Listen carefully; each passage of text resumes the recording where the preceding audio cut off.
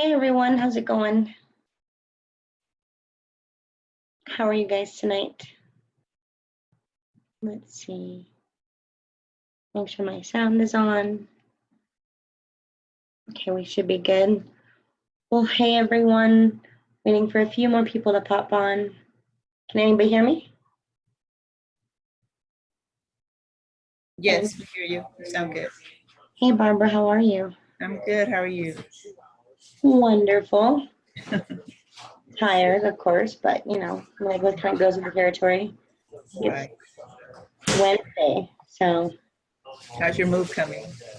My house is a mess. Like everything's a mess. There's boxes everywhere, so we'll live out of the kind of the suitcases and car for a little while, and then pick somewhere to go. So I haven't rented a house since I was like super young. I'm super nervous, but we're just renting because like it'll give me a chance to see if like we really love it.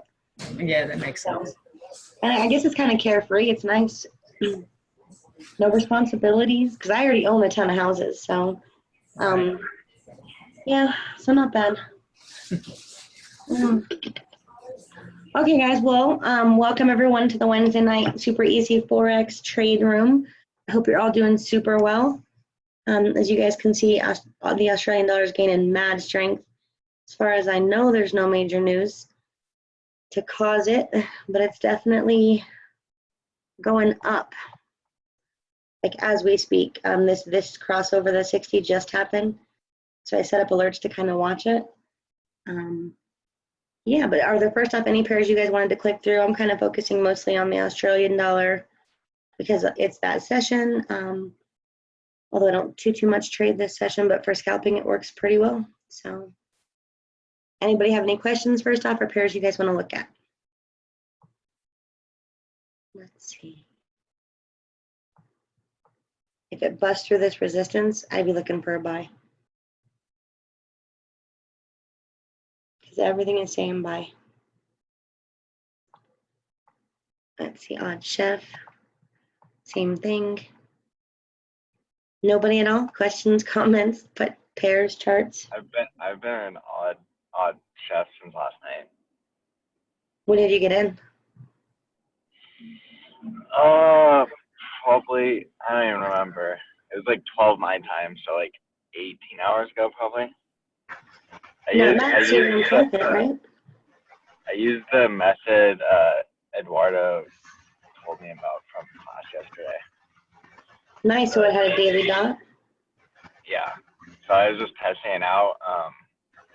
I just did a micro lot, not 0.01, but I'm up 31 pips right now. It's pretty solid. Not bad, that's awesome. Let's see, so you saw a daily dot, the yellow dot, kind of in the way of that channel. Yeah, I think I saw one, and then it had the 4-hour daily, and not 4-hour day. It had the 4-hour dots as well. In the same direction? Yeah. Gotcha. And it lined up with the triple arrows. That's awesome. Yeah. That's definitely a good trade. It's moving right now, so. Yeah. It is definitely moving. At least you'll get 60 pips out of it before any major pullback, if that's my guess. Yeah. Hey Dorian, how's it going? I'm doing good. Can you hear me? Yep, I can. I'll use my phone speaker if you can't. No, I can hear you just fine. You're good. Okay. Yeah, I oh, I'm sorry. You're still talking to another person. I'll let you finish. Oh, no, you're good. Go ahead. Okay. Yeah, I went over the strategy that Edward mentioned yesterday. This strategy I had spoken to another member 2 weeks ago about. And this person looks for 5 dots on the daily because by the time you drop down to the 4, not only will you have the triple arrow, you'll have a break of the moving averages, but the trend will have already been established, so you'll automatically be in the positive when you enter. And the reason why I asked you about entering on the 15-minute, because that's what confused. He would enter but he would monitor the trade in the 4 hours, if I'm correct, because I had asked him specifically about monitoring the trade, but he said it was in the 2 hours. But he did mention that he had entry on the 15. So, but then you had recently told us that we were to pick a time frame, just one time frame below the time that we're monitoring for enter. So that's what I was confused about. Gotcha. Well, you're kind of breaking up a little. So like every so many words like that sentence just disappears. Look, the point is at the end of the day, it's just about coming up with the rules. So that wouldn't be bad, but think about how many months in between you would wait to find this. This one only had 4. This one would have worked, but this wasn't really a viable move. So if you waited to the 5th dot, and that means you got in right at the open of the day, and this one would work if you caught that exact candle. But if you caught any other candle, for instance, this candle, it would have went against you by 60, 70 pips for days. Yeah. That's 4 days plus swap fees to make only 70 pips. So that one, who was it, just out of curiosity? It was James Marlin. Gotcha. There's another gentleman. He was one of the first people, like in SuperEZ. I don't want to disclose like his information. He's kind of keep to himself. I don't even know if he really comes on these calls. But what he does is he only trades off the daily. That's it. He's a pro at it. So the daily dots, why are you doing that? That's strange. Because James mentioned it to Pat during class one day, and Pat was happy that he got it, because you're just trading the dots on a higher time frame, and that's what I prefer. I prefer the day to trade on the daily as well. Just out of curiosity, are you waiting until, like, for instance, I'm guessing this is 3 dots. Let's try to zoom out without the computer wigging out on us. No, that's not going to happen. But then are you only taking the trade based off of that, or like how many other time frames are you looking for? I haven't even implemented his strategy yet. I'm just sticking with the swing trade with SuperEZ. And I wrote down all 4 of the strategies on a piece of paper, and I had it laminated. And I was going over, because the Stairmaster is something that I was going over recently as well. I was more familiar with the swing. So when I was looking at the Stairmaster, I got this from the PDF. You know, you're utilizing the 4 hour or the daily, looking for the triple arrows and the other the SR dots touching, or the candles touching the SR dots. But on here it says that you're entering using the 15-minute, and then you're also, you know, like you taught us, you use the same time frame that you're entering on to set your stop loss and your take profit, correct?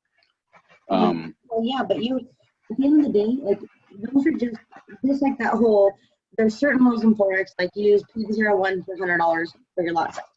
That's like that across the board simplistic for the super newbie who has no comprehension. But then there's like 50 levels of expert, so that's kindergarten, if you will. So even in terms of us who have been trading a little bit longer, and again, not an expert, I talked to a guy today, he's been trading for 13 years. That's obviously quadruple more than I've been trading.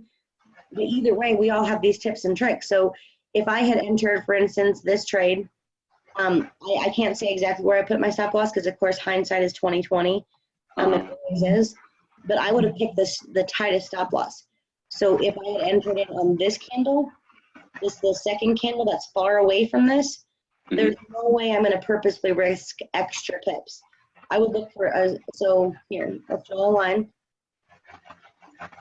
on this day. If I did not just use the daily, so there's 1,000 ways to do it. It's about finding one that works for you and then making rules around it.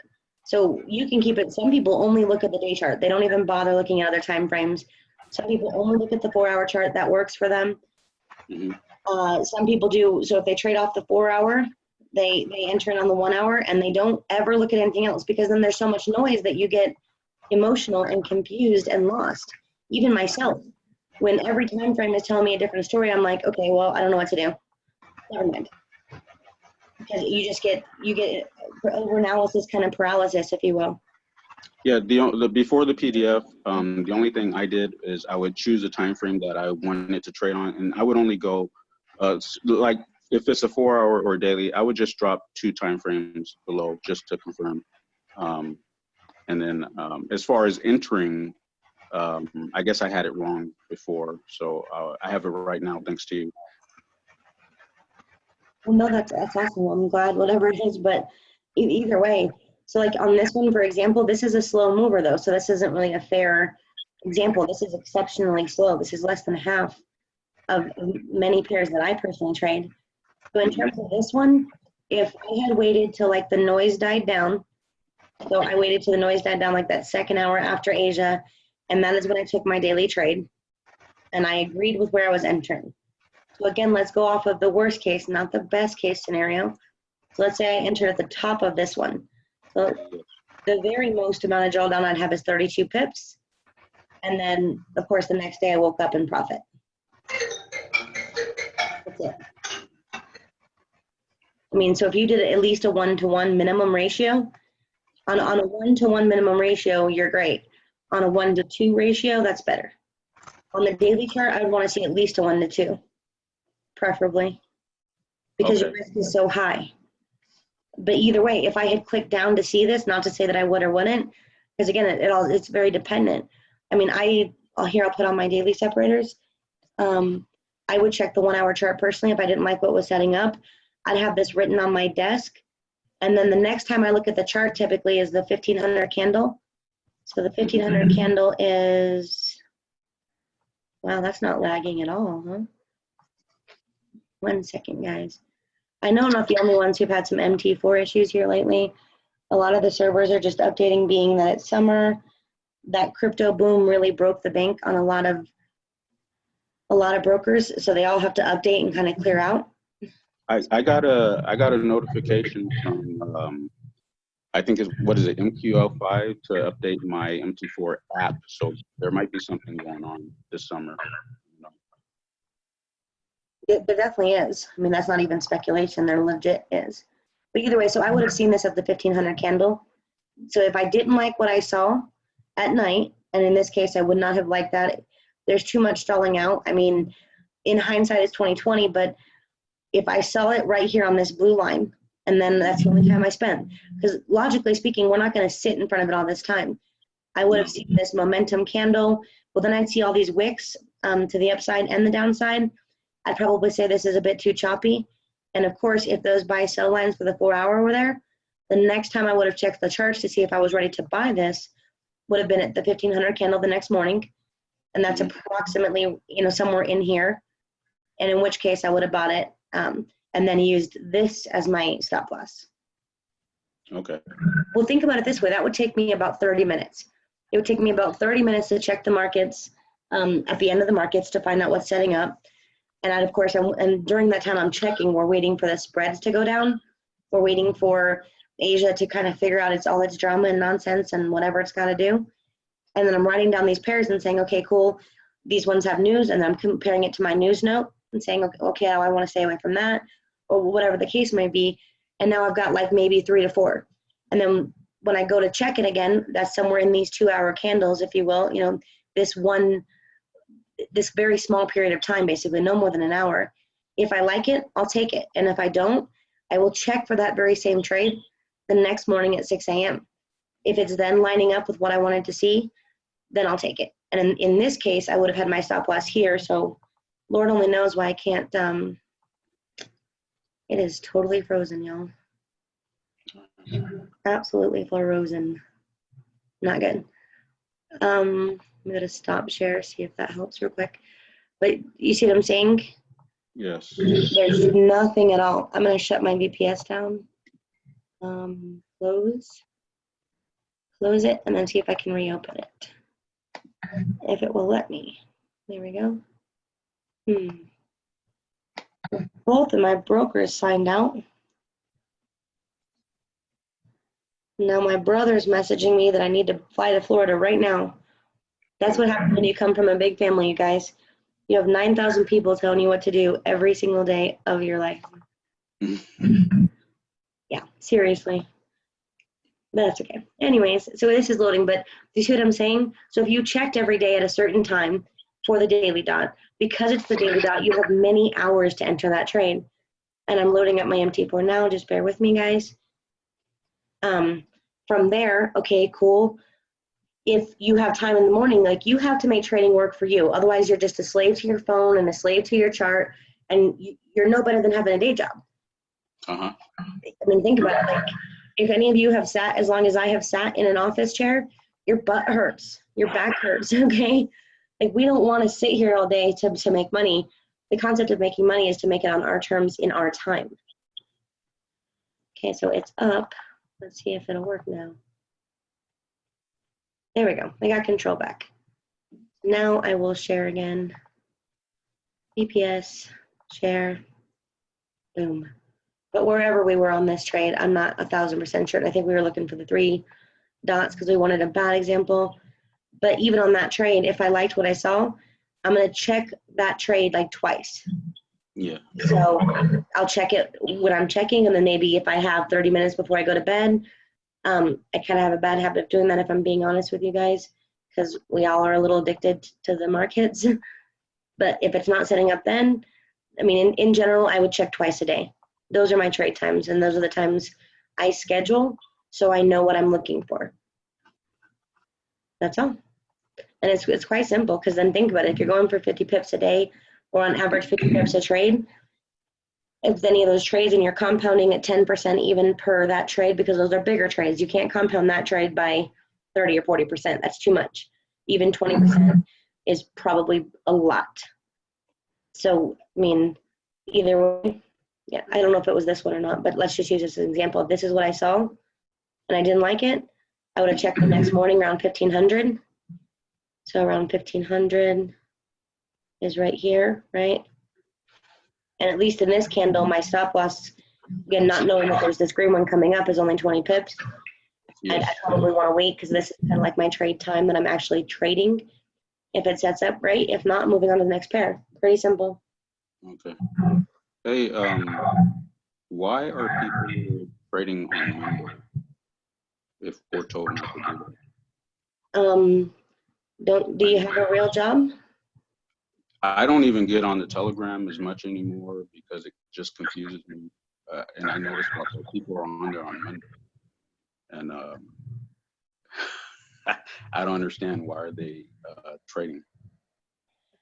Well, first off, some people who are experienced, they can trade on Mondays. Some people who are only scalping and they're only going for those 10 pip moves, they're very confirmed moves, then they can trade on Mondays. And third, I have yet to be around any amount of people where all of them follow instructions in my entire life. I mean, it's not that long, but there's always going to be people who want to reinvent the wheel and want to figure out a better way. And some of them end up doing it. Most of them end up blowing accounts and then blaming everything and everyone but themselves. Like, until you actually start analyzing, okay, well, I took this trade on a Monday, when we know without market knowledge, then you really shouldn't be looking for reversals on a Monday.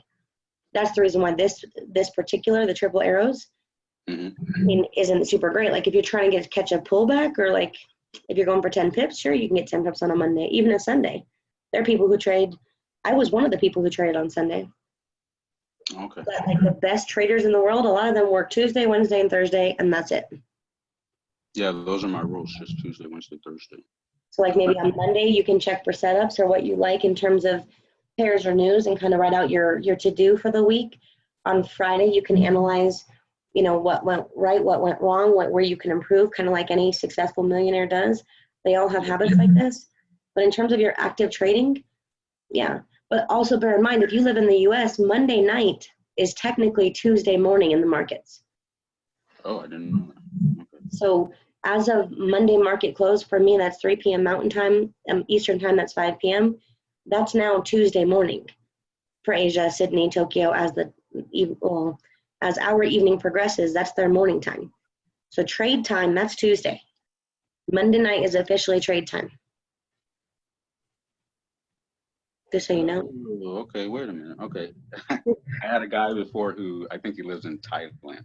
Yeah, because by Monday afternoon, I think he would be up and I would be on my way, just settling down in the afternoon. Okay, that makes sense. Yes, sir. So there you go.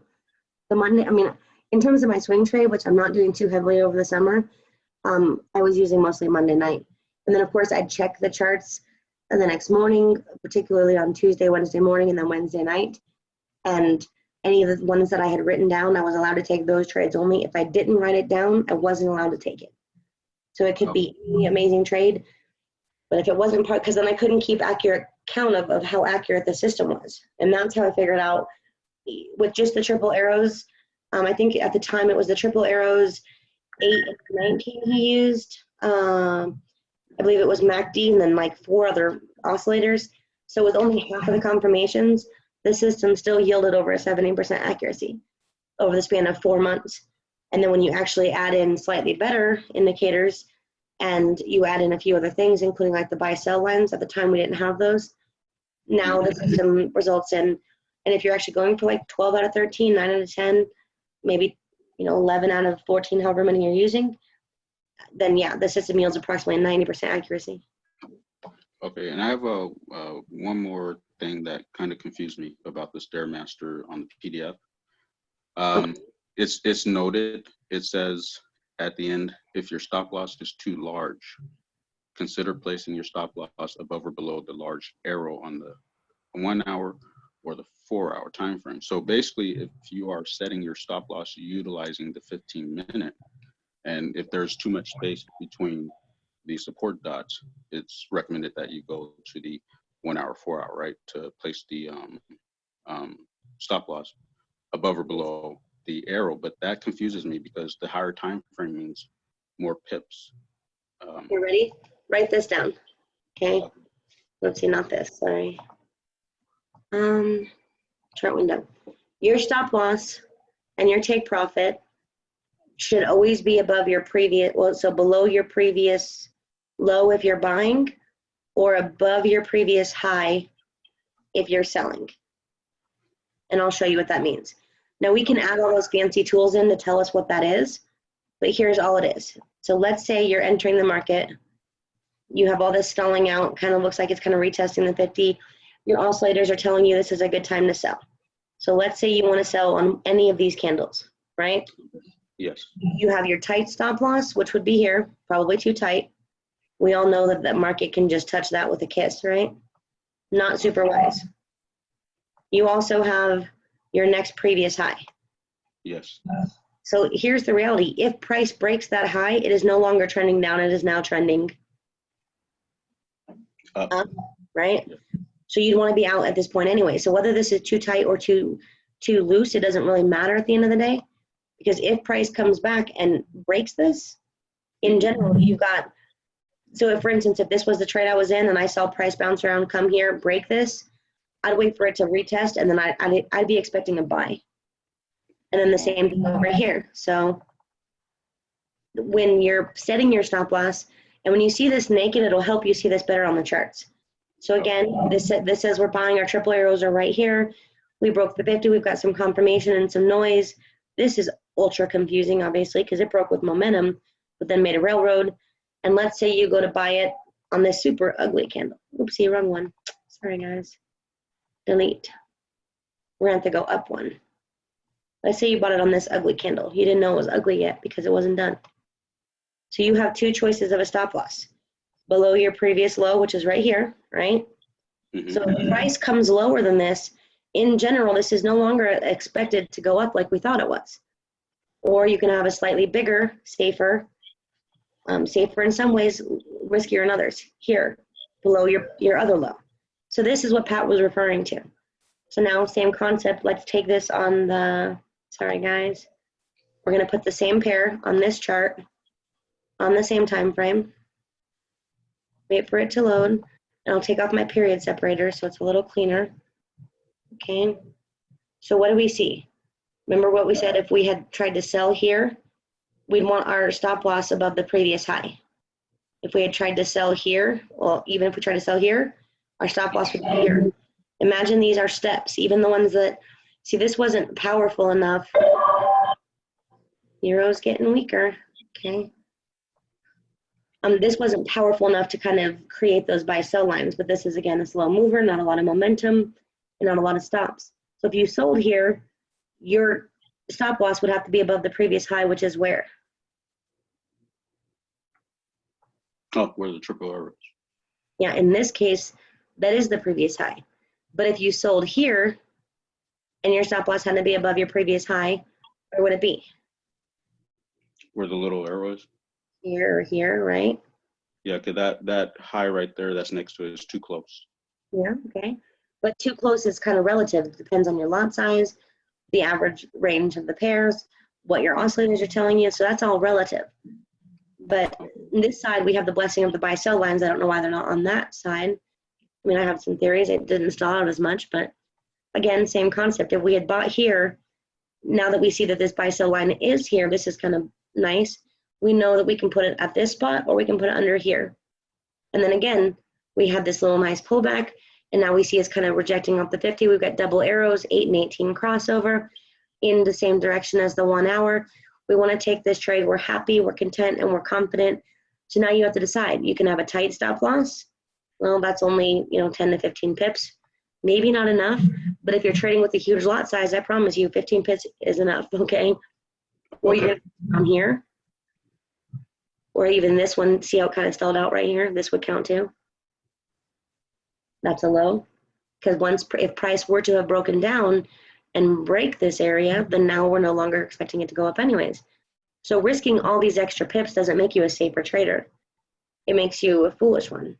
Mm-hmm.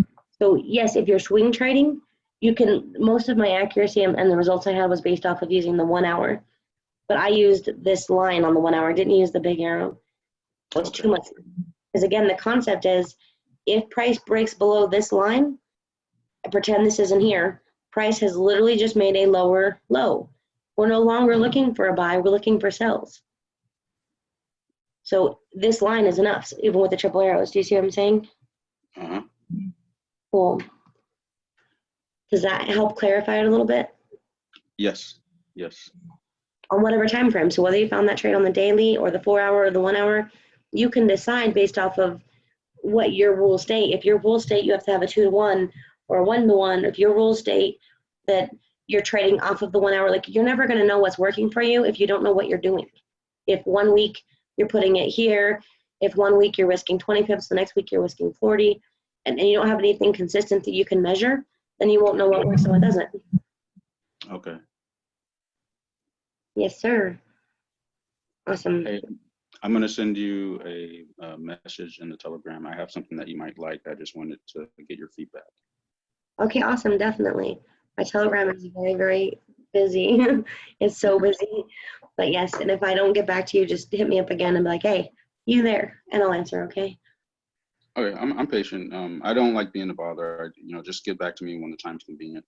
Awesome, cool, send it over. All right, thank you for helping me. That was very, very helpful. You are welcome. I'm glad to be here. DJ, you said all that noise confuses me. Tell me about that. Are you there? Yeah, it's a lot of noise in the background though. Let me get somewhere quiet. Oh, gotcha, never mind. Well, you can talk to me. But you were talking about the market confusion, clicking back and forth in between time frames. Is that what you're talking about? I got my chat Yes. open. Okay. Yes. And that's kind of the same thing with me, particularly being it's summertime. I didn't have that issue so much in March. I didn't have that issue even so much in April.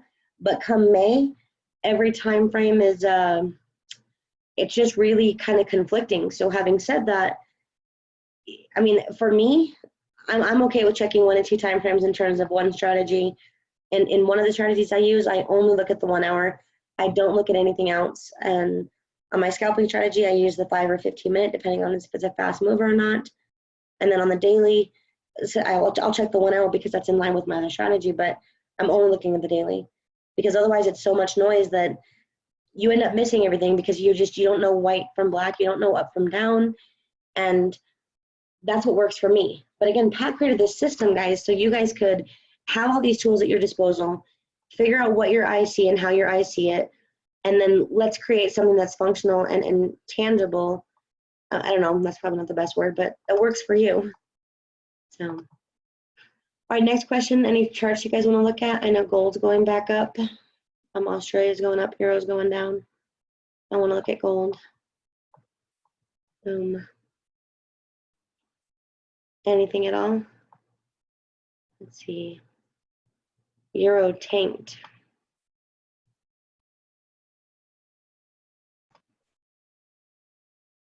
Okay, so this Hey, is Jay, if you look at the daily, I think you'll be very, I think you'll be pretty impressed if you had just had a blank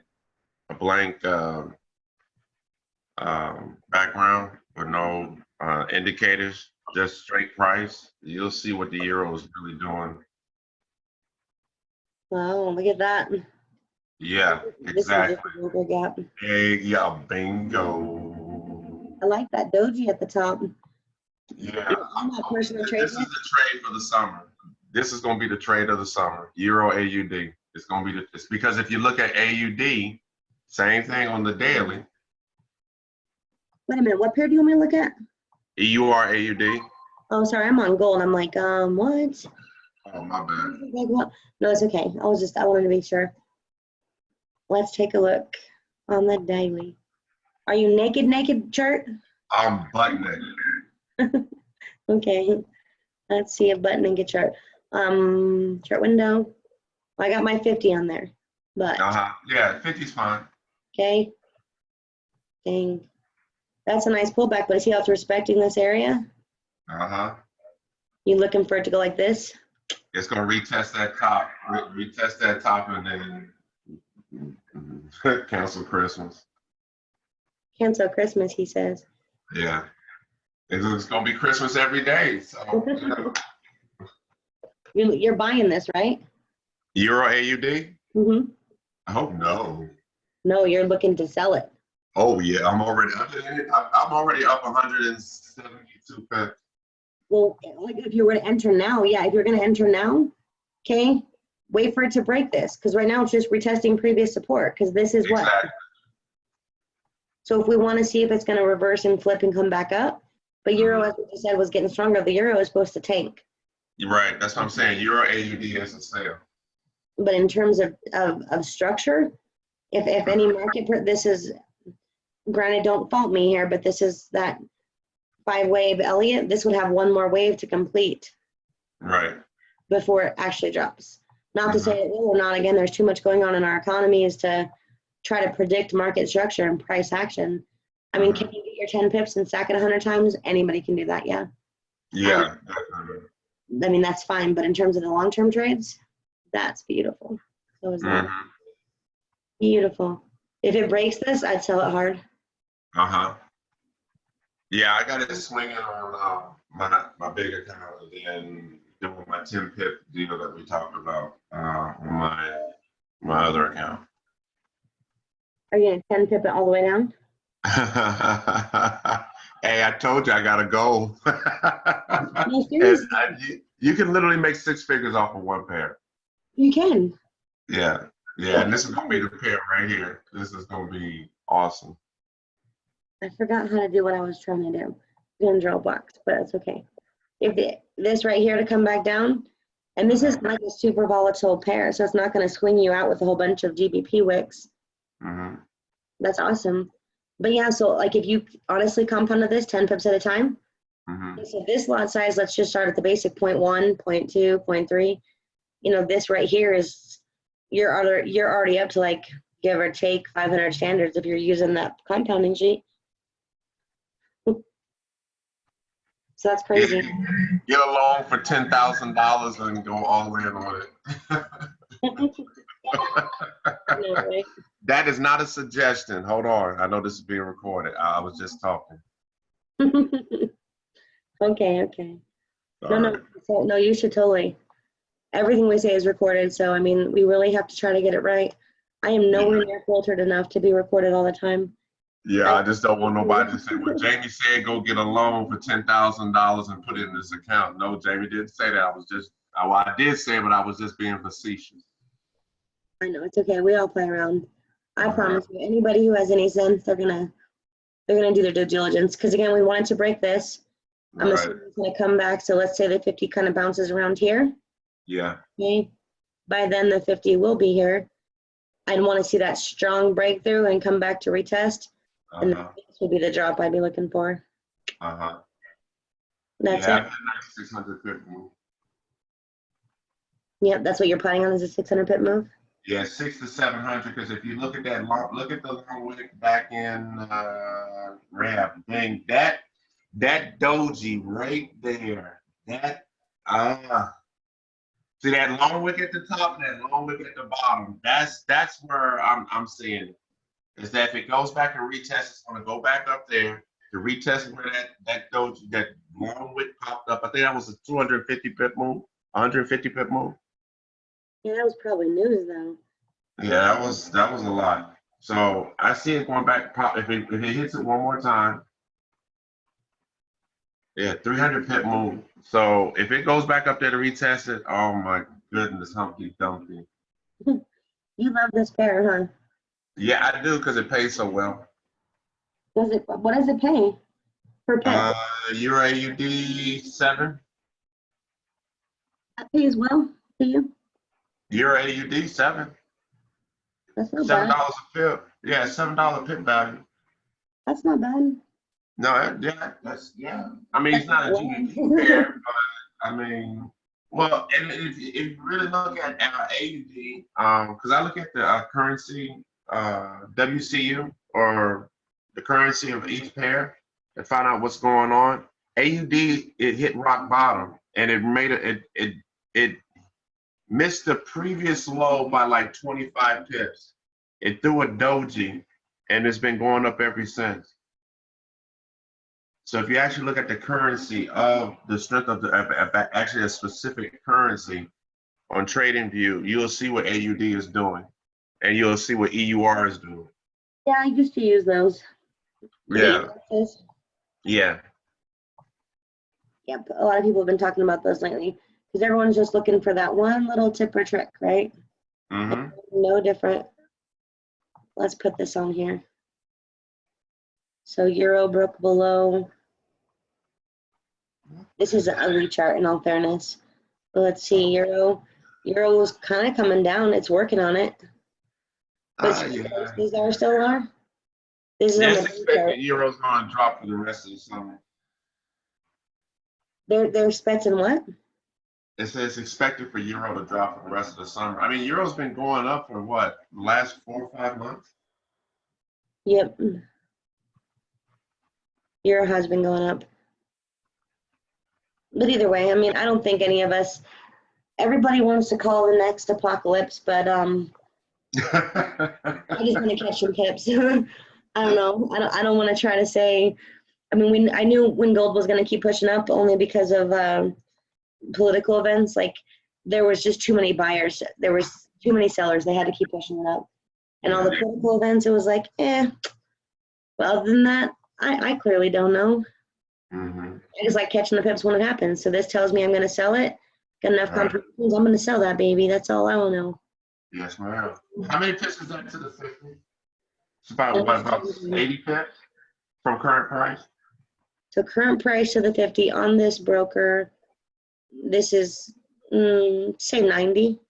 90 pips? Yeah. And the 80 has 86? Yep, that's correct. Yeah, that's really good. Got a daily dot. We just got a daily dot, so now it's a matter, let's see. So this daily dot is technically below this previous high. Mm-hmm. So we broke below it. Good chance this is going to bust through. Uh-huh. No guarantees, but we'll see. The trade of the summer.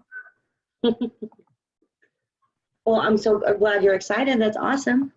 Yeah, hey, we're gonna do it, Jenny. We're gonna make history. Okay, so when you guys hit your first 6 figures, okay, we're going to take a nice vacation. First off, this squirrel needs a vacation. I don't think even living near the beach is enough of a vacation. I want more. I want to go to Aruba and everywhere else. So as soon as the kids start back in school, like Aruba, man, go to Turks and Caicos or Maldives. I mean, you might as well go to Maldives because in 10 years it's probably going to be underwater. So Maldives. Yeah, I don't yeah. know that stuff. All I've done for the past, most of my adult life is built businesses and raising children. So that's it. I mean, Yeah. Look Look into Koh Samui Island. Look at Koh Samui Island, KOH Samui Island. It's an island off of Thailand. Look at the pictures, but I guarantee you the pictures do it no justice. Just a little hit. You overseas, huh? So you've seen all that stuff. Yeah, it's actually gorgeous. Post Samui, you will lose your mind. Tell me that because I can't spell that. Okay, I'll send it to you. I can't spell it. Thank you, Jenny. I appreciate you. You are welcome, Jamie. Thanks for stepping up to keep me company. Okay, so Six, you just said you're up 100 pips on EA. You took it from the 4-hour chart? Or you take Yeah. Awesome, awesome, awesome. Can you talk there? Sticks is what your name is on Zoom. Are you there? Hey, Jenny. Hey, how's it going? I'm in the gym, so it might get a little loud. Yeah, I'm up. I actually got in early. I got in early, and it reversed on me. I got in out the first step. I believe it was like midway through the first step of the Stairmaster, because it was actually a Stairmaster on EA. And Against you? it reversed on me, and I was down maybe like close to 80 pips. But I knew it was coming back, so I just stayed in, and it reversed on me, and now I'm up 100 pips. That's awesome. So yeah, that was last week. I actually got in. Okay, great. So you saw the trade on the 4-hour, and then you were checking the charts. Yes. You saw the dots appear, and then you took the trade. Yes. Congratulations, bro. You guys hear that? The Stairmaster Thank you. is super easy. So I can sit up here and tell you guys what to do 1,000 times, but when somebody else, I don't even know this guy's name, but thank you, Sticks. I super appreciate it. Congratulations. When somebody else can tell you that, hey, during these hours, okay, so this is technically Asian session. We've got dots in the same direction as the 4-hour, and they just took it. You can take it and close it, or you can take it and have a take profit or let it run. Totally up to you. 1,000% up to you. But the Stairmaster is super easy. All you're doing is clicking on your charts, dragging them on there. You're hopefully on the 4-hour chart. I personally think that works a little better, but that's just me. I mean, you can use the 1-hour chart, but that's all the Stairmaster is. It's using the dots. And again, I can pull up a naked chart, super naked, and then only put the dots on there. And the super easy support and resistance. So you guys can see, hey, wait a minute, that's all it's doing. That's it. And you guys would be surprised just how simple that actually is. Let me take these off for you guys. All right, any other pairs, questions, all that good jazz? Let's see. I want to see what this is doing. Odd Chef just went up and up, huh? But I was on a call. This was the scalping move I think I was looking for. You guys can totally speak up. What do you see for GU? Wow, I can't even say your name on this call, guy. Seriously. But I will check GU for you. Let's see. Let's take a look and see what we see. What is your name? I think I saw your name in Telegram too. Like, I would totally put my real name on there personally. Well, just so people can like talk to you. Let's see. On GU, I was really hoping this would start buying, but as we can see with our currency strength meter, it's been consolidating. So it's not, we don't know yet. I don't like how it's really rejecting the 50. It rejected it hard, but we know this was a news candle. This was news, so I can put on my period separators. I saw this morning, and I was really hoping to see it bust through, but it just didn't happen. So this is the 1500 candle, and at this time, this wasn't here yet. So I'm not too pleased with it. So right now, I would tell you to stay out because we're not above the 0 on the MACD. I mean, this has a nice crossover, and volume appears to be going up, but that's only because we're going to enter into London. And obviously, New York is closed, so the U.S. market is closed. And as you can see, we've got another bearish candle, and it's bouncing off this 50. I don't like it. In terms of our currency strength, this particular one, I don't know what the currency heat wave on the phone say right now, but the GBP and USD are right next to each other. And that means there's not enough of a gap to trade it. You want to trade ones where there's a gap between them. There's pairs between them.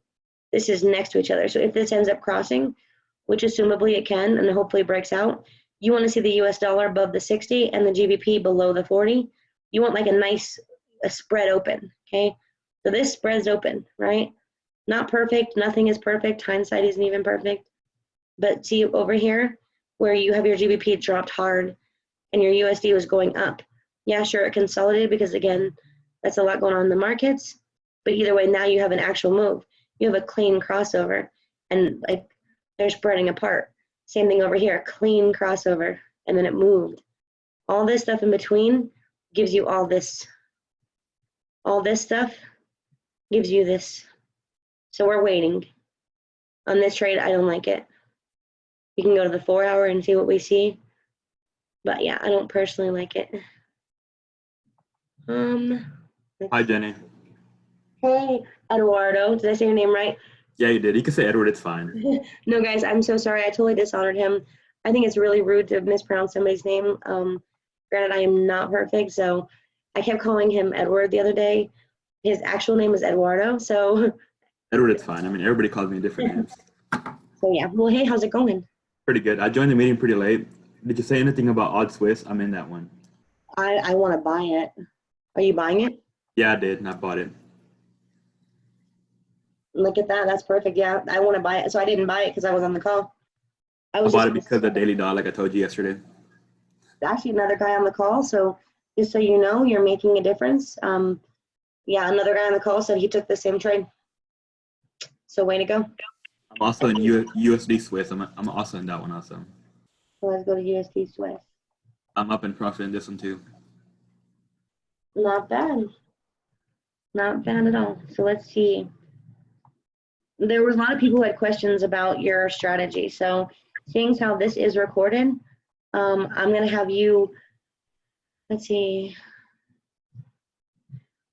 Okay, Guy, about GU, I'll take a look at that in a second here. Or here, I'll go to that real quick. Let me honor him, Eduardo, because I want to finish that. And then if you'll tell us exactly what you did, because I had like 3 or 4 messages today about, hey, can you tell me what he does? I was like, you can ask in the group. Okay. Yeah.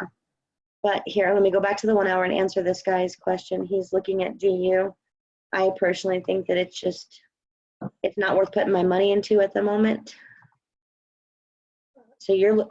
So Guy with the name, let's see. Go back to the chat. Yeah, hey, DJ said you're dope. Eduardo, DJ said you're dope. Yeah, I saw that. Because he's fresh and hip. So he straight said dope. Sorry, I gotta pick on you guys. So 2.6, you're hoping this comes down to 2.650. You're hoping it comes down 50 pips. Yeah, I could see that happening. But right now, there's nothing telling us it's gonna happen. Right now, it's just not there. So it's a little freezing right now. Again, we have our ADX saying it's still going up. We have, if this rejects nicely, and then this finishes playing around, because GBP is kind of looking like it's going to cross over, yeah, that would be a perfect entry, but we'll have to wait and see. So let's see. Okay, so let me go back to US Chef. So you help a lot of people. There's a lot of people who can't trade all the time. So tell us again, this way they can maybe take notes and write it down, how you see it, because here, all of us can teach each other how we see stuff, but at the end of the day, one of these things is going to click in your brain to where you guys see things in a certain way, you're confident, you know what you see. So if his way is going to help you see things, all it is a different version of the Stairmaster, I think Pat would definitely be on board. So here we go. I'm on the day chart, Eduardo, so you tell me what you did. Okay. So I only trade in the direction of the big arrows on the daily also. So I will not be, all right, there you go. Okay, that's the second dot. I wait for the second dot since one dot can like go away, if that makes sense. 1, 2, so we've got 2 daily dots, right? Yes, yeah. And then I drop down to the 4 hour. Okay. And if the 4 hour arrow is facing the same direction as this is facing, I'll take it. And that's basically it. I mean, it's really, really simple. So you want to be in the same direction as the day 1 and the 4 hour. Yeah. you want daily dots and 4-hour dots in the same direction, Correct. and you'll take it until when? Until I get opposing dots or my take profit is hit. So in this case, we've got opposing dots. What are you going to do? I'd wait till I get green dots. I mean, I got in pretty early on that one. Like you said you're in this trade. So you Yes, took it based off of, you got in because you have daily dots. It was in the same direction as the 4-hour and the day one. Yeah. And you also had 4-hour dots. But Yep. you said you're going to get out when you see opposing dots. These are opposing dots. Are you getting out? No, I don't get out opposing dots. It's basically, or for like this trade, I'd assume it's probably going to either keep going up and pass through those dots or pull back a little bit and then keep going back up. Okay. And I get out an opposing daily dots. That's when I get out. Or, yeah. Or when? Opposing daily dots, or like whenever the ADX, or like usually my take profit would be hit before it gets like up there. And But- how do you determine your take profit? I'm just trying to think of every question that somebody's going to message me or you and ask. So No, it's fine. how do you determine your take profit, and how do you determine your stop loss? My stop loss goes a little bit over, a little under the dots, or like right on the dots, Under the which dots? daily dots. So if I'm doing, yeah, like right there, my stop loss is right there right now. Okay. And how do you determine your take profit? My take profit, I mean, I usually just go for the ADR, like you said. So like Have one or two is more than one? excuse me? Just one or more than one? So just one whole amount of the average daily R? Yeah. Okay. I mean, that's basically it. And I would stack it twice or whatever. And how do you And- manage it? Do you move your stop loss into profit once you're up so many pips? Yeah, once once it gets, once like, how could I word it? Once I'm in profit and I have like the green dots and I'm good, I'll move my stop loss in profit. Okay. But I also give it time to breathe. I don't want to get too tight and then get tapped out. Okay. And how many sort of compounding this, or how many trades are you taking at a time or per day? How many trades do I take per day? Yeah. Well, I mean, it depends. In 1 week, you could probably find about 6, 7 pretty good trades. But I don't take it too long. I maybe take 2 or 3 of them. And if they're stacked correctly, that's easily like 500 pips a week. Well, that would be super easy to get, yeah. Yeah, that's really easy to get. Yeah, and I mean, next week what I'm gonna start doing is I'm gonna start taking trades Monday, Wednesday, and Thursday, and that's basically it. I'm gonna find like a good setup that I like and just take it. Why those days? Any particular reason? Just because my broker, like Hugo's Way, they offer swap fees on Wednesdays. So I don't want to get into a trade on Tuesday and then be done for the next day and get hit with swap fees. You know what I mean? Okay. So I'd rather get in Monday, and so by the time Wednesday comes around, I'm usually already in profit by then. And then Wednesday I'll take another trade because swap, like you know what I mean? You know what I mean? Like after 4, the new dot appears or whatever. No, I do. That's actually really smart. I mean, that's Yeah. good. So like if you're waiting until the open of Asia, Wednesday night US time, so that's maybe Thursday morning market time to take your next trade. Exactly. That's perfect. Because then you're Yes. being, So and those way swap fees are no joke, especially on Euro Odd. Ask Jamie. yeah, they do. Yeah. So He was like, "What is this?" Ate my lunch, man. I swear. Yeah, he was pretty shocked because he was compounding, so he got up to some pretty big lot sizes. So you see the swap play on that lot size on a Wednesday on Euro Odd, you're like, yeah, they offer pretty big swap fees. That's why. I'm calling the police because I'm getting robbed. Okay, something's wrong. You are Yeah, freaking out. That's happened to me before. I got hit with pretty big swap fees. So now I don't trade on Wednesdays, or I don't trade on Tuesdays. I only trade on Wednesday after 4. Okay. So May I ask a question? Who's that? Yeah, go ahead, please do. Hey, so if we can just reiterate what you're doing. What's up, bro, man? Congratulations on your success, man. oh, thank you. All right, so basically what you're saying is if you'll look at the daily, you'll Yeah. wait to the second dot of the daily dot. You'll go then to the 4-hour. You'll see that you have the big arrow. It's still going in the same direction, and then you'll execute the trade. Correct. You'll go for the ADR or to the next resistance dot or arrow. Am I understanding that to be correct? That sounds correct. Yeah. Well, not resistance dots for the. Yeah. Well, I mean, Yeah, that makes sense. Yeah, basically, yeah. Like someone in the chat was saying that they're in CAD Swiss, and that moved really good. Wow. Yeah, if you can drop down to CAD Swiss on the daily and the 4 hour, that thing moved really good. I've talked about it yesterday also. That's awesome. So a quick question while we're looking at that. So on the daily, you don't look for triple arrows. You just look for one big arrow and the 2 dots. Well, I mean, if that's I guess so, yeah. I mean, if the 1 hour is just there and they have daily dots and the 4 hour says like triple arrows facing up or sell, whatever, as long as the 4 hour matches the daily arrow, I'll take it. And it has daily support, I'll take it. Oh, okay. Yeah. Okay. Hey, good evening, everyone. Can I chime in? I have a question. This is Mike Jones, by the way. Mike Jones. Hey. My question is, does it matter how far the candle is away from the daily dot, or you just confirm it based on the fact that it has the big arrow pointing in a certain direction? Okay, well, I've been asked this question also. That's a really good question. On the daily dots, if the arrow or like if the candle is pretty far away from the dots, like it is right there, I'll jump down to the 4 hour and see how it looks. If it looks too far gone, I'm not gonna take it. I'm not gonna risk something that's already too far gone. So basically, guys, you would want to risk to reward. So that's where this other part of your rules come in. So again, let's go to the daily. So let's say we saw the 2 dots on the daily. We now clicked down to the 4 hour on this particular trade. Let's just say that we're right here, okay? Somewhere right here. And we're going to go off that principle. So your risk on this trade is going to be about 50 pips because this is a fast mover. That's not bad. But keep in mind, he's only going for the average daily. He's only going for this amount of pips. For this trade, he'd be looking at a 50 pip stop loss or a 61 pip gain. So it's still greater than a 1-to-1. But then on other times when like he's looking for a trade, let's say he sell it right here. Again, this is a slower moving pair. He might say this distance is too large because my stop loss is it'll break my rules to take the trade because my stop loss needed is too big to take it. Does that make sense?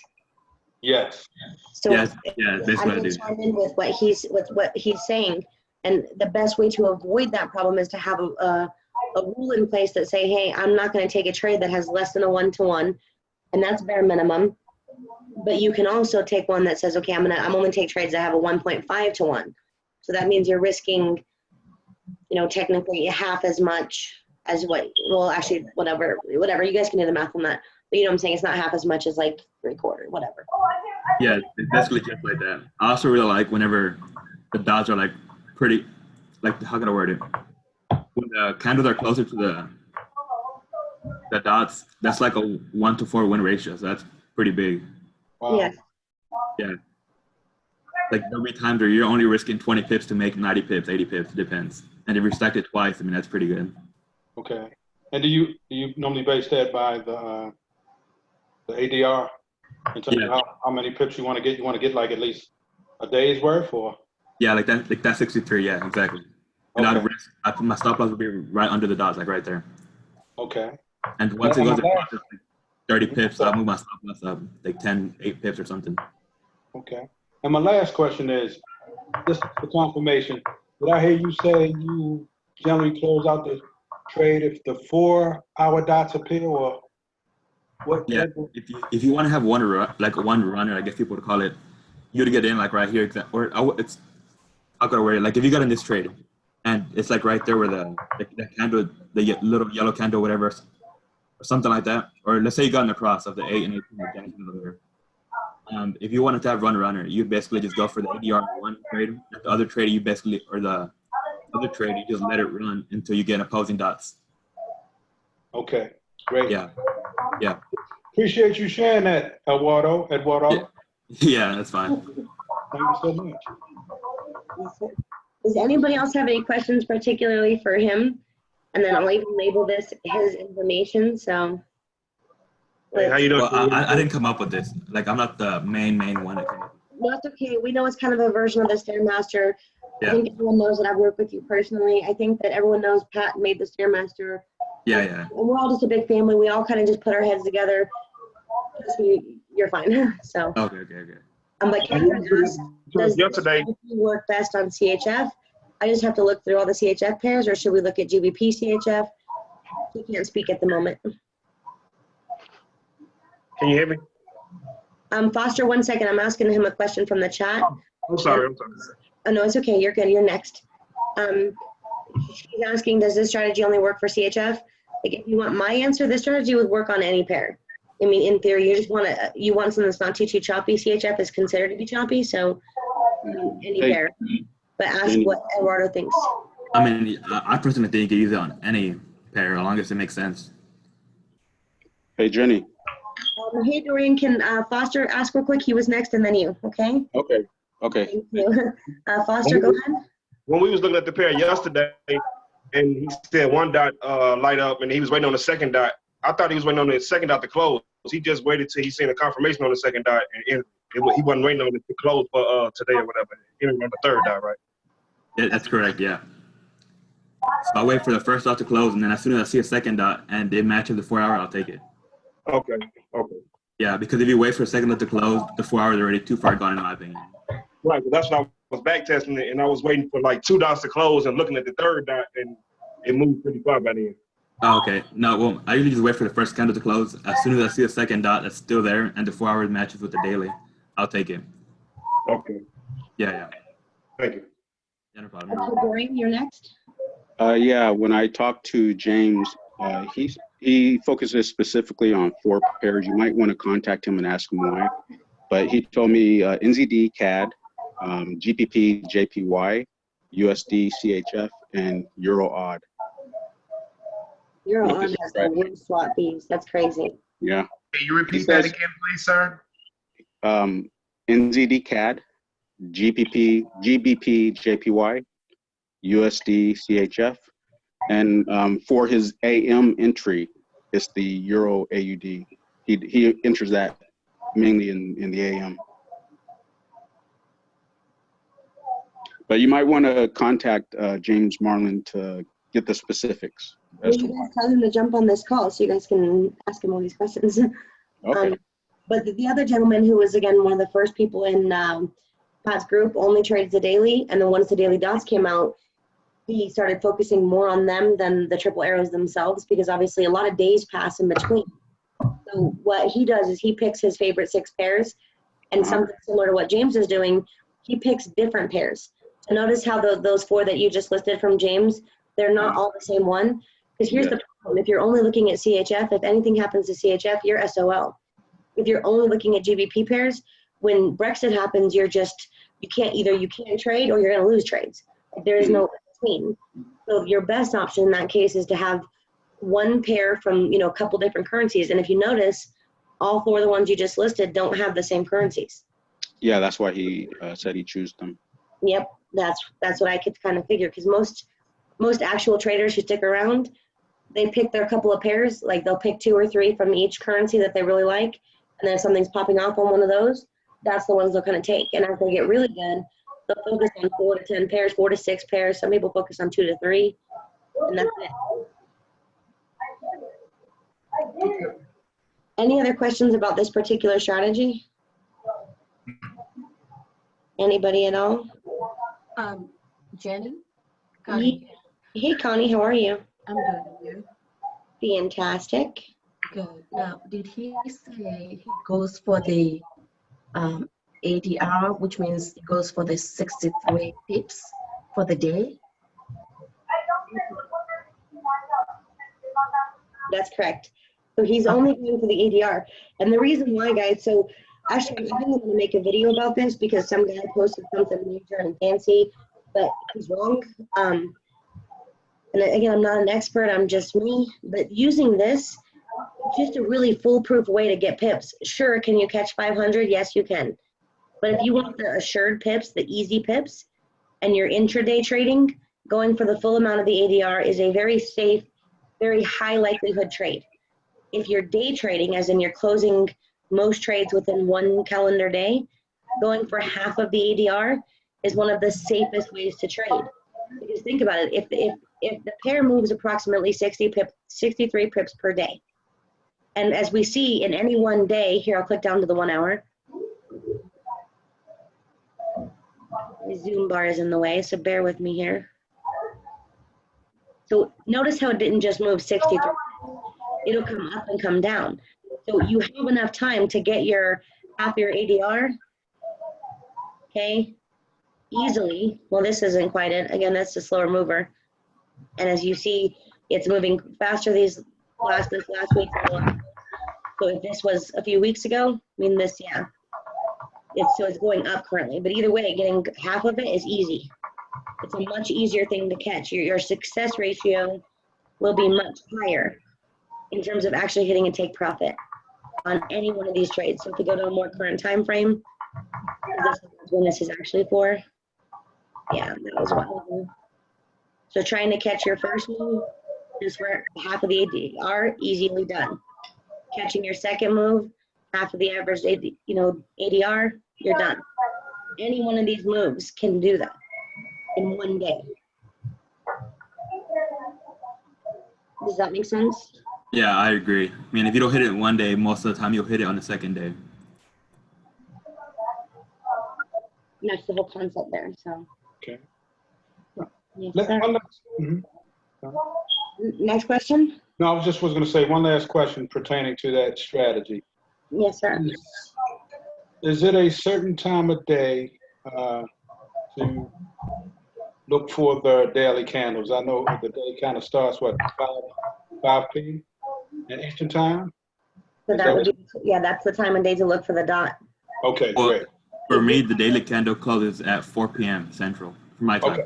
Okay, great, perfect. So I'll give it like 30 minutes to the spread, and then I'll get in. So you do it about 4:30?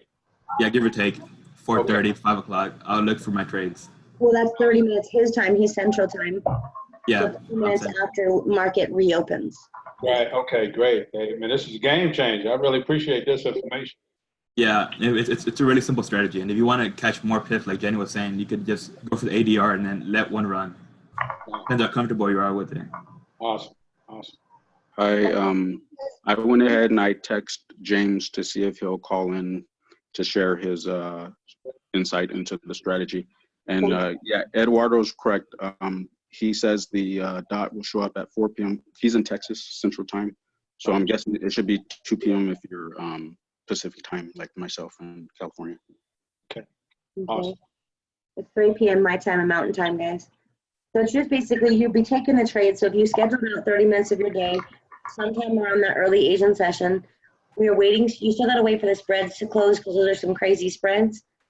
But in theory, most of these trades will close out. And I have been telling anybody I've actually been coaching or working with, guys, until you're able to withdraw, like until you're able to take money from your trading account, maybe a good idea would be to have a take profit set. Because what we're experiencing from me working with people one-on-one is I'm noticing this is what happens. So somebody caught this move, right? They're up, let's say 460 bucks on a, whatever, on a bigger lot size. Okay, they're up, minus spread and everything. And then market reverses, plus you pay the swap fees when it changed out. And now they're stressed, they're upset, they're frustrated. They might have got out close to break even. And because they're new traders, they don't really understand the concept of kind of swing trading and really holding it. So if you're asking me, again, I'm just me, and I'm just another person who learned how to trade. I would say have a take profit set. And once you get consistent with the take profit set, you'll know what's working for you. You'll know that you can let it run longer. But until you know you can actually hit a take profit and withdraw, I would personally suggest to most people at this point, have a take profit set. Be happy with your 50 pips. Be happy with your 10, 20, 30, 50 pips if you're using the daily or whatever the ADR is, and walk away. Because that gives you closure, it gives you finality. When you're starting this trade, you're looking for other trades. Hold on, let me mute the line. Yes. Okay, so what I was saying is if you're stuck in this trade and now you're looking for other trades, you really haven't made any money. Okay, so let's just act like we can't see. We don't know what happened over there because we're trying to take this as a real thing. We got our triple arrows. Of course, everything's telling us to sell. I've got daily dots. A lot of stuff is happening. It's all good stuff. And we get in when it breaks the 50. We're happy. It goes against us. Now we're holding this trade for a day and a half. We're stressed out. We don't know what to think. Again, this is not a fast mover. So you're in here a day and a half. You paid one set of swap fees. Okay. You have another set of swap fees, but then you're in profit. Woohoo. You're excited. But then you have another set of swap fees. Okay. Another set of commission, like everything is going up. And then you end up right here. By this day, what I'm noticing is a lot of people are closing their trades. They're freaking out. They don't know what to do. They're looking for their pairs. They're saying, oh my gosh, it's not working. Or they got out right here because they were scared. They don't know how to just take their pips, however many it was, and walk away. So you take your pips, however many it was, and then go look for your next trade. Every day the market's going to give you lots of possibilities. I mean, other than Bitcoin going to the moon again, I mean, you're not going to miss the one big millionaire move. All these moves will make you a millionaire, every one of them. So just, that's something I was kind of talking with about some of the clients here lately, is just maybe start having a take profit set, guys, because letting them run, most of you don't know what to do. Your accounts are over leveraged. You are overblowing your accounts. You don't understand the concept of marginal percentages and lot sizes and 100 other things. So having a take profit set might be a really good idea. So anyways, any other questions? What is the ADR name for that you have there to the right? It shows the average directional weekly This is thing. the bar alert. It's in the notification channel. It's called The bar alert? Yes, sir. Yes, sir. And that's what it's called, bar alert? Yeah, it's called bar alert. Yes, sir. Okay, so Dorian asked, can you reiterate on stacking, just to confirm and to be sure my rules are correct? Let's say I want to do a standard position, I'm guessing, not that word, one pair and stack 4 times. Would each one be 0.25 to equal one standard for 4 orders, or one pair? Okay, so there's 1,000 ways to do this, and it's about finding one for you. So if it were me and it was not summer, so I won't do this over summer. There's too much up and down in summer, not enough direct movements, and not enough volatility. So like during the rest of the year, what I do is I take 4 entries. My first entry is a larger lot size. My first entry would have, like, for instance, a 0.4, and then that one's gonna close pretty quick. And then my next one will have a different take profit, a different take profit, a different take profit, all the way up to the ADR, or 2 times the ADR, depending on what pair and what strategy I use to enter it. And then what's gonna happen is you're gonna get staggered in and out. And then instead of having to manually close your positions or wonder or worry, it's all gonna happen naturally, which is fantastic. But in terms of what Eduardo was saying, and what I would recommend now that it's summer, and for most people whose account is not $10,000, what I would recommend is, let's say you take 2 positions like he was saying, and you want to take a standard lot to hit your compounding sheet, then great. What you would do is your first one, you can do either 50%, so you do a 0.5, and then your next one would be a runner. So a 0.5, you'd have a take profit set at 63, and then your other 0.5, you'd have open, and you leave it open until you see it and daily dots confirming. But that's a big commitment. I mean, that's a big commitment, guys. So this, again, not a fast mover, but let's go all the way back. This is, sorry guys, this is June 12th. Okay, let's say we got it on June 12th, and we were actually going to hold this until the next daily dots stuck. This is, 2 weeks, right? So that's a big commitment. When in theory, if your account wasn't bogged down with margin, so because all this time, whether this trade is deciding what it wants to do, when you could have closed out with your 63 pips. So if we had taken this trade, it lined up for whatever reason, we would have closed out with our enough pips. Okay, at some point, I guess it would have been this one. But at some point, all this time, your account is in freeze mode. You can't take other trades. So you can only have so many positions open for so many pairs at a time. So having a runner is good in theory, depending on your schedule, but it really limits you in terms of compounding and in terms of actual growth. Having a runner feels good when we post screenshots of how many pips we got. That sure does feel good for our egos, but that's all it's doing. If we had taken this trade, we got in, we got our 63 pips, we found another trade this next day, we got our 50 pips, another trade the next day, we got our 60 pips. Every one of these trades would have a higher lot size. So 3 different trades, 3 different pairs, essentially will equal a lot more money than one trade going for 300 pips. Because every time you enter, you should be increasing your lot size. Does that make sense for the guy who asked in the chat? Yeah, I was just thinking of a scenario to simplify it. Yeah, I mean, so you can stack it a couple of times, but just be mindful of that. Stacking definitely has a value. But if I were to stack, like especially in today's market with the trade war, we know that there's a lot of controversy in terms of some supposed recession coming to kill us all. Whatever that's about, who knows? Either way, okay, no matter what happens, I can get my 60 pips before the market freaks out and decides to do whatever it's going to do. I mean, my bigger position, so if I were to stack one standard on this particular trade, I would do like 0.75 for my take profit, and I'd have a very tiny runner. But I'm not really leaving too many runners these days because, again, it's summer and just too much political uncertainty. Okay, on the spreadsheet, when I think, if I can remember, the first week, if you have 1,000 account balance, I think you would have a lot size of 0.13. You would have, let's say, I don't know, I think you would have maybe 2 or 3 orders that are at, is it at 0.3, or do you split them, the lot size among the 3? So if it says yeah. So if it says 0.13, you'd be splitting that up based off of how many times you're stacking. Or you would take an entry with that lot size and then just skim the profits as you go, or let it run, depending on what strategy you're using and what your rules are. Okay. But you can play with that percentage of growth. You can play with the starting balance. You can play with a lot of the information on there to find something that you're comfortable with.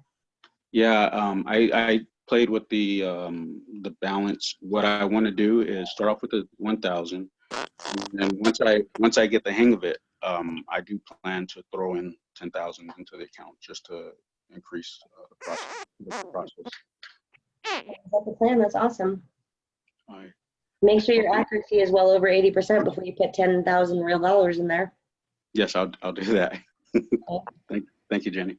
You are welcome. So Jenny, correct me if I'm wrong in terms of what I believe I heard you say. Basically, we start off with 2 entries, and once we get that ADR, we kind of close it out and just stack, wait for the next daily dot for the next day, and just stack and kind of continue that process. I don't know if you're saying it wrong or not, or if I'm understanding it wrong. So what we're saying is, so we took the entry on the 4 hours. So we have the dot, everything lined up. So we took the entry. We'd be taking it for, one of the entries would have an actual take profit set of 67 pips. So that one's going to close all by its darn self. Okay, like it'll be closed, right? So it's closed. We're done. We don't have to worry about it. Your second entry would, and this is something that Eduardo is doing, or might do, or whichever it is, but he'll leave it running. So he's not going to exit it until you have new daily dots. Well, how many days do we leave it running? That's just it. We don't know. So in this pair, this isn't too many. But on that last pair where we were at, that was 14 days worth of fees only to get 300 pips. 14 days worth of fees is not worth 300 pips. Okay. At least if you're asking me, because again, you've seen what you can do with compounding. Each one of these trades, each one of these moves is worth a whole heck of a lot more when you actually build it. Right. And that's the reason I asked the question. I thought, maybe if we left it out there for 2 days, as opposed to just taking that second entry off and starting all over again when the daily dots appear the next day. With that particular entry, that could just be hanging out there for a while. Yeah, potentially. I mean, yeah. Again, so you have to create your own rules. So if you like this entry and you're going to take this one's perfect. Obviously, this pullback stinks, but this one's a nice example of what can happen beautifully. But not every one of them happens like this, right? So that's kind of the concern. So your account, again, if you were going for just 10%, because this is a swing trade method, this is a longer term method. I mean, 200 pips sounds nice, but 200 pips cost you 1, 2, 3, 4, 5, 6 days, and you wouldn't have, this is when you got out of it, and you wouldn't have really got back in until you had confirmation, which probably wouldn't have been until here. So this trade took you essentially 2 trading weeks to get 200 pips. Whereas if you had just got in with your your ADR, if you just went for your ADR, you got in safely, you're good, and you're happy, you're content, and you're looking for another setup, you're going to find another setup the next day. You're going to find probably at least 2 or 3, give or take. You're going to pick the best 1 or 2 and then take it. At the end of this 2 weeks, your account could either be 20 grand or your account could be 2,000, depending on how you traded.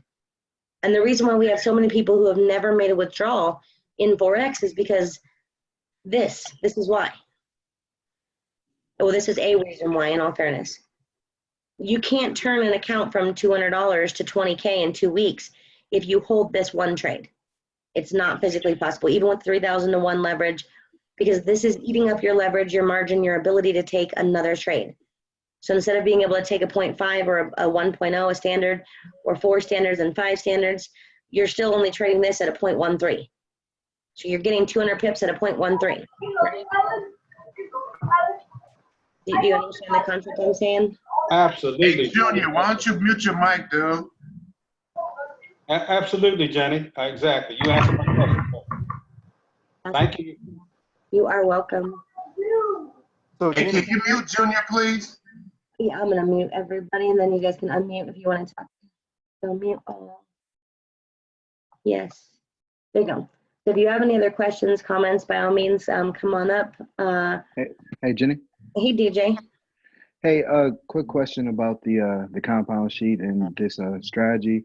So since you're on the higher time frame, you would adjust your I think you said you would adjust your compound rate to 10% just to be safe. Is that correct? Did I hear that right?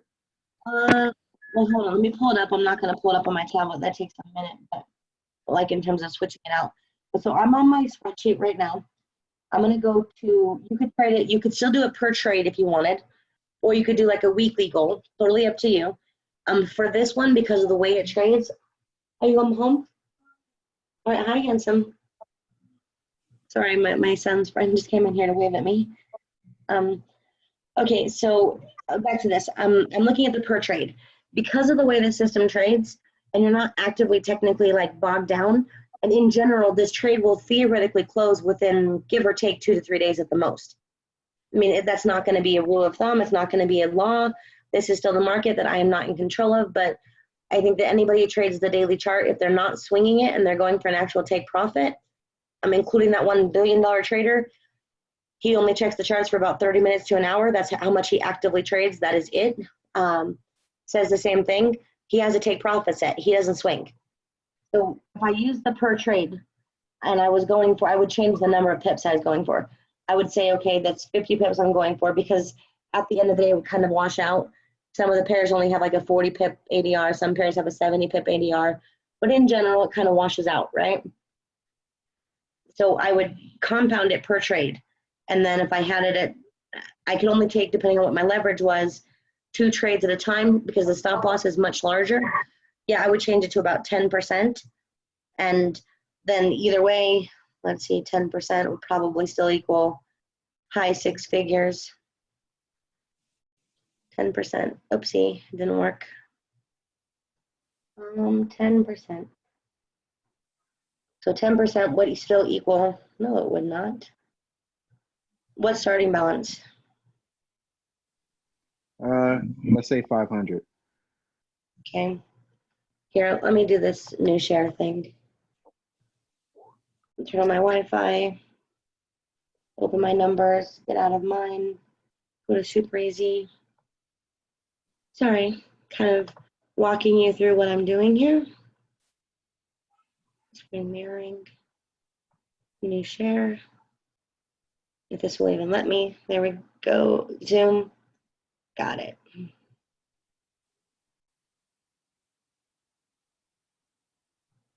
See, not mine. There we go. Let it load. Sorry. Got it. If it will open. Okay, so you have multiple different choices to use here. You could do the weekly kind of mentality to where like you're only going, this $400 one is the closest to what you're doing. So keeping it at 83%. On average, I think that even Eduardo would agree, catching 600 pips a week is very reasonable. So every trade you took that week, you have a 0.05. The next week, you would increase the lot size to 0.09. And most weeks, you're going to average more than 600. Some weeks, you're going to have a bad week and you'll take a loss, or just those pairs didn't run as well, or whatever. Maybe you skipped them because of news. But at the end of this, oh, silly me, sorry. Delete. I'm looking at my computer screen and my tablet at the same time. So at the end of this, you're still not at a huge lot size, although you did reach 7 figures. See the difference? So your level of risk is very different when you're using the weekly chart, okay? And you would just use this all week. Personally, I would probably do it more like this per trade. So let's say you said $500, right? Let's say at 15%. I mean, what's your leverage? What broker are you using?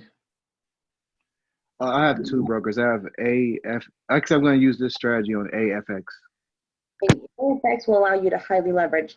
As long as your accuracy is right, you can do like an insane amount of percentage we can talk about off of this call. Crazy, scary, insane. You can do up to that amount. But for anybody who has like a 500 to 1 with Hugo's Way or CoinEx, the most you can probably do, and your accuracy needs to be on point, is probably a 25%. So let's keep it silly, super simple, and say 17%. So if some of these pairs average about 45 pips, some of them average 55, we'll just say 65 and 75. If your take profit is approximately 75 pips, this is the lot size you'd use. If your take profit is 45 pips, that's the lot size you use. And you're allowed to kind of switch around if you're doing it on this strategy particularly. And at the end of this, you're not going to have nearly as high. So it would take you, let's just say 50 trading days, okay, or 50 trades. You have to find 50. And like Eduardo said, he can find anywhere from 3 to 7 in a week, to give you an idea. And if you're really good, you can probably find more.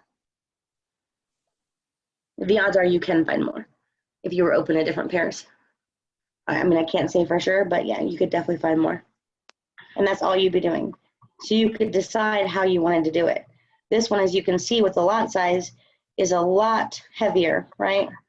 Notice this is how 250 standard lots, whereas the highest this one gets in growth is only 68 standard lots. So the level of risk you're risking is higher. You're risking a lot more per trade. Does that make sense? Yeah, yes it does. Yes it does. While I have you, I have one more question. I know that for the AFFX, we said that staying above 1,000% margin use was pretty safe. It's pretty much what we should shoot for. But when it comes to a smaller leverage broker like Hugo's Way, where you got 1 to 500, what would you suggest I try to stay above? In terms of a smaller one, I usually keep it above 500, or I try to. I mean, 500 is a pretty safe. At least you're never going to have a margin call. But everyone has different like skills and abilities. One of my weaknesses was never that I was wrong. It was that I was over leveraged, and being over leveraged meant everything was wrong. So the trade ended up going right, but not before I got a margin call. So it didn't help me any. So that was a really big weakness I struggled with for a long time. So I created that rule for myself, and then I never blew another account. So I don't let my margin get below like 1,000 on AFX or FX Glory, and I don't let it get below 500 on the CoinEx or Hugo's Way. Okay, thank you. I appreciate that, Jenny. You are welcome. Any other questions or comments while I have this up? Any at all? Peekaboo. Huh? Somebody did they want to talk? Hey, okay, nobody's gonna say anything about this. So say you got the 500 you start with, and then you start compounding like crazy, and say you got up to like 2,000 in one day. Now, would it be wise or unwise to move that beginning balance to 2,000 so you can compound it even faster? Or does that make a difference? It totally makes a difference, and we're all very stupid, including myself. So watch what happens. Right now we're at 50 trades, and our biggest lot size is 414, right? So now we're feeling really good. We want to start over. which is kind of silly because it kind of takes away our progress. And now on day 50, our biggest lot size is what? It's hard to see. I'm looking on the phone right now. As I say, It's 1600. yeah, yeah. Wow. 60. You have to enter that into 2 different entries because no broker allows you to do more than that at a time. So just to give you an idea, honestly, like I did that at first because it made me feel good and it made me feel like, okay, now I'm only 3 days out. Now I'm only this many days out. So it made me feel progressive in some really backward way. Although this is kind of nice because when you actually start entering in your earnings and you enter in what you earned on this trade, it makes you feel good. Because here's the truth. On this trade, you're going to take a loss. It's going to happen for no reason or it's going to happen for a good reason, but you're going to take a loss. And this one's not going to be nearly as darn scary if you have all those wins before it. It's not going to be nearly as mentally stressful. And keep in mind, when you take this loss, you're going to have taken it with your first really big standard. So that's scary. It's going to hurt, right? So having these numbers filled in of what you earn on each trade, it's going to feel good. And it does feel good. And then it's not so scary when you take this loss or this loss. It's not so scary when this one didn't hit the full amount because you'll be able to see that this one hit double the amount, right? It's not so, I think that having this and keeping it stable not only gives you something you can track, but I think it's psychologically beneficial. So yeah, don't start it over because it's not worth it. Okay. Thanks, Jenny. You're welcome. Anybody else have any questions, comments in terms of what this kind of strategy we went over tonight or anything else? Yeah, I do, Jenny. I guess this question is for Eduardo. Could you repeat the times and days, well, actually the days that you trade to avoid the huge swap fees from Hugo's way? Oh yeah, I can. So I'll pick trades Monday. I'll take some trades. Tuesday, I won't take any trades because if you take a trade at Tuesday, there's a chance by Wednesday you'll be down and you'll get hit with big swap fees. So I don't trade on Tuesdays. So I'll only take a trade Monday, Wednesday, and Thursday. That's basically it. Just those 3 days. Okay. Yeah. And your Tuesdays, in terms of time-wise, of course, because the market starts one day for us, but maybe another day for the Asian market. What are the time frames that you don't trade? That I don't trade? On Tuesday, yes. I just don't trade all day Tuesday, just because like if I get into a trade Tuesday, more than likely I'm gonna get hit with big swap fees like next day because it's Wednesday. And the broker that I use, Hugo's Way, they offer pretty big swap fees on Wednesdays. Hey, actually, Eduardo, since I know you're super diligent, I'm gonna kind of interject here. You should totally email Hugo's Way and find out specifically what their swap fees are because some pairs actually pay you. Yeah, I've noticed that. Yeah, some pairs do. I just don't know which ones are. Yeah, so find out. Well, I know that not all of them have a horrible swap fee to buy or sell. Like some of them pay you if you're selling it. Some of them pay you if you're buying it on that day. And then Euro odd sucks all the way around, so don't trade that on Tuesday, okay? Yeah, I know that one. Yeah, that one made people cry. That was pretty bad. It is bad. So yeah. Awesome, go ahead. I'm sorry to interrupt. That's fine. No, I'm pretty good. Just that do your Tuesday start on Monday night or? Where my Tuesday, like just my Tuesday, like I don't know how to word it. I'm probably confusing based on how I'm asking the question, but like my Wednesday, like my actual Wednesday, like not market Wednesday, my actual Wednesday at 4 p.m. That's when the market reopens, and that's when they offer the big swap fee. So I don't trade Tuesday. And then on Wednesday, after the market reopens, I give it like 30 minutes, give or take, and then I'll start looking for more trades. Because the dot just closed, or a candle just closed on the daily, or something happened in the daily. Gotcha. Yeah. Okay. Thanks again. Yeah, you're welcome. Okay. Hey, Jenny. Hey, Greg. How are you? I'm good, thank you. I'm looking at Euro, New Zealand. Okay, what strategy and what are you looking for? What time frame? Yeah, so I'm looking at the stair stepper 4-hour time frame. Okay.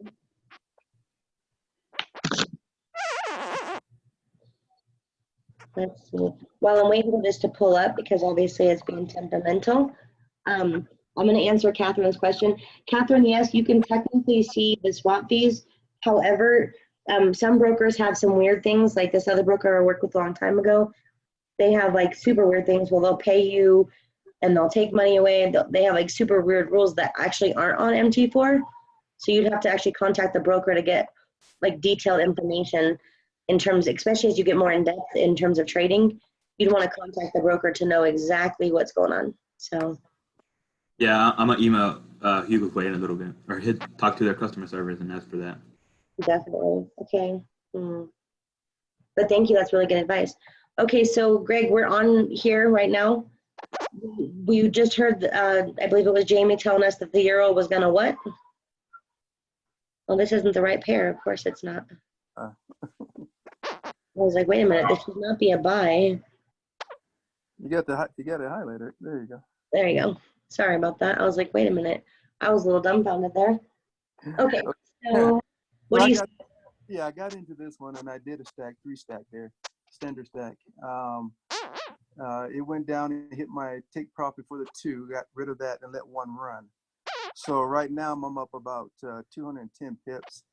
And I'm looking at these daily dots that just popped up. So according to what you were saying earlier, when these daily dots do appear, it seems to be wise to go ahead and cancel out of this trade and start looking for a different one.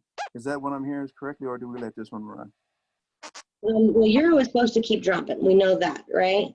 Right. Now, none of us are crystal ball, but we have 1, 2 daily dots, right? So I don't think anybody on here who's using the daily strategy would be buying this right now, because it's not in the same direction as the triple arrows on the 4 hour, and it's not in the same direction as the triple arrows on the 1 hour. Oh, sorry, the day 1. So they might wait for a pullback to come out and then get back in, but that's your choice. This is the 50 moving average, so this is make or break it time. I guess it's only 1 daily dot, huh? So it only has 1. Yeah, I got 2 on the 4 hour. But we're only counting the ones we see on day 1. If we want an accurate count of how many we have, you have to go to the accurate time frame. Okay. So first off, according to his strategy, he would need 2 dots, and he would need it to be in the same direction as the day 1 and 4 hour. So this being the 50, it broke, but not with a lot of momentum. And this is a momentum candle, but I wouldn't be surprised to see a pullback. But then again, because it broke the 50, we know euro's going down, and everyone's waiting for this to tank. And that's a personal call. You have to kind of make that decision, and no one, including me, can make that for you. Gotcha. So if you're happy with your 200 pips and you're ready to look for another trade, great. Depending on what your schedule and your trading is like, go look for another trade or wait for a new set of 4-hour dots to appear. My guess is this is going to bust through it, because if it doesn't bust through now, it'll bust through before the close of business tomorrow. That's my guess, but I mean, I'm recorded, so y'all will find out tomorrow at close of business. So God forbid if I'm wrong, but either way, this one's not stable yet because this candle isn't closed yet. So right now, this is just a prediction. I mean, and because this candle isn't closed yet, yeah, I'm guessing it's going to push down. But either way, let's see. Euro is very weak. Everyone's saying it's going to tank, but it's made a big move down. So it's made double the average daily range. So it still has room to push, almost triple. This has moved almost triple the average daily range. Triple the average daily range would be another, give or take, 60 pips from where you're at. Okay. And some market experts say that when price moves 3 times the ADR or the ATR, then you can expect a hefty pullback. So those are all just market theories that some people know. Whether they apply them or not, who knows? It's just that added knowledge is kind of useful, but not really. So I'd move my stop into profit for sure. I'd protect 100 of those pips at least, maybe even 150. And then if it does pull back, you cash out with 150. If it continues, then you've got plenty of room, because I'm assuming you're going to go to bed tonight. Do you live in the U.S.? Correct. So if it pulls back even to, because now we're back on the 1 hour. Well, that's a 100 pip pullback if it goes that high. But if it pulls back just to the 50, let's take a look. The 50 will probably be around here by then. I mean, maybe a 50 pip pullback. And you see this kind of previous support right here, where price kind of stalled out for a few hours. Yeah. So from here, and we'll go to the little bit lower, to where price currently is, it's about 40 pips. So whether or not we get that, I don't know. Okay, because I actually put a trail stop behind that around 50 pips. So you're right there, exactly where my trail loss is. Yep. Well, perfect. So if it pulls back, then great. You've got 150 pips. Yep. If not, then it keeps going and you got more. I mean, but no one knows for sure. Just the euro is kind of looking like it's kind of coming up, but we're coming into, I don't think this CPI news is super important, but I don't do fundamentals, so I wouldn't really know accurately anyhow. Our ADX is kind of stalling out. I mean, you could expect the MACD to kind of come up to the zero line and then twist back around. I mean, that's just what I see based off of the strategies I use. And that's it. So it's totally up to you. Got it. Really. Thank you. You're welcome. You are welcome. Any other pairs, comments, questions? I got a question. Hi, Jeremiah. Hope you guys are doing well. I was in your last group, I think it was last night, but I couldn't say anything. You're welcome. Thank you so much. I guess I have two questions then, or maybe three. But in regards to Eduardo's strategy, so I found the ADR indicator. Well, not that one. The one to the right, and kind of like the yellow or orange, the high, the low. I don't. Where did you get the indicator? The 1 week, 4 week, 12 week. Where is that one located? This one is from me. So if you type in my name, well, no, I think it just says admin. But if you go to the SuperEZ notification channel, it's in there, and it's called Bar Alert. Okay. And then it's also in the regular group also many times. But look, as kind as some of us want to be, and we want to repost it and send it, the problem is a lot of these versions are getting kind of tainted and reprogrammed, if you will, in their own little computer genius world. So by the time it passes hands by 7 people, we get it to you and it's no longer working. So if you want the accurate version, search for the one in the notification channel or search for the one posted by me. And then you won't get some of the other versions. Because I had a good 50 people who got one of the versions from the group, which I finally found and deleted, that wasn't working, which was super strange to me because I've never had an issue with it, right? Right. Okay. All right, appreciate it. And then I guess the last question for Eduardo's strategy. So you go to the day one, and I know I'm going to watch this video over again, but you go to the day one, and depending on you wait for your two circles to appear, correct? And either going up or down. And then from that, then you go to the 4 hour, confirm that you see that. And then from there, that's when you make your entry, either trying to go long or short, correct? And then you determine, I guess, via the ADR, how many pips you want to try to pull out of that move. Is that right? Yes, sir. Okay. And then I'm sorry? Go ahead. Okay. And then so the beginning of the day, so that would be what the New York session is that End of the trading day. So the beginning of the trading day starts in what session? all right. I'm new, so Oh, sorry. Sorry, I'm trying to help you guys learn, so sorry if I kind of call you out. So the beginning, what time zone do you live in? I'm East Coast. Okay, so your time, at 5 o'clock your time, is the end of the trading day. So Right. 5 o'clock your time PM is the beginning of Asian market, Tokyo, Sydney. It kind of all, we kind of just boil it all down to call it the Asian session. Mm-hmm. And that starts at 5 o'clock your time, 5 p.m. Eastern Standard Time. Right. And at that time, you're going to look for one dot. You see one dot, great. You're going to write it down and put it on your desk or on a sticky note or whatever your strategy is. And then you're going to wait till the next day. You're going to see if you get 2 dots. He wants to see 2. The first one, we want to know that it closes, like we just talked about on Euro NZD. Only one dot you can technically push through. 2 dots, it still can happen, but it's a lot less likely. Okay, so he's waiting for the second dot. When he gets the second dot, he clicks down to the 4 hour.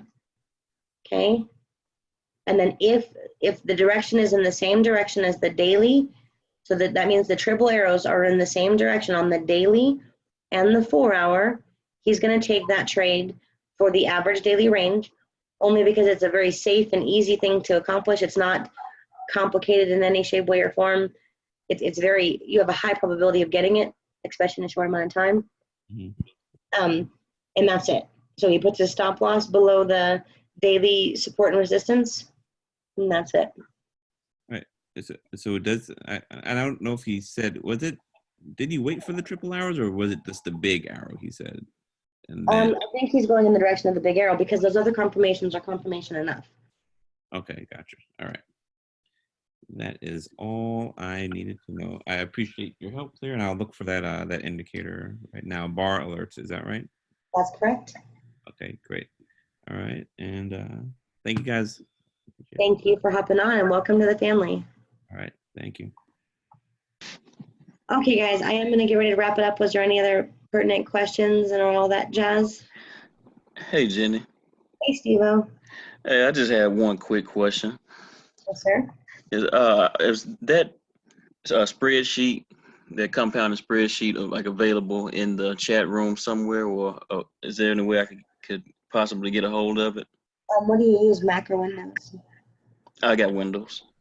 So, well, again, go to the notification group, and guys, you're going to want to learn to do your due diligence in terms of searching. It's called SuperEZ $1 Million Spreadsheet, I'm pretty sure is the label of it. But one of them says Windows, one of them says Mac. Those ones are formatted correctly. And even one of the gentlemen in the group, he formatted it for me for Windows. But then we started posting them and reposting it in the group, and they were all changed. We tried to make it a Google Drive, but that was changed. So your best bet to get the most accurate version for Windows is to do that. I mean, I have one for Mac I could technically shoot over, but it's not Windows. So for the Windows one that was formatted for Windows, please go to the notification group, and you're really good at searching. So. All right, thank you. That's all I needed.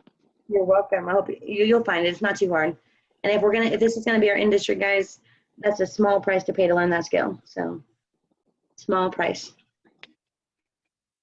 All right. Anything else? Yeah. Hey, Jenny, this is B. Hey, B.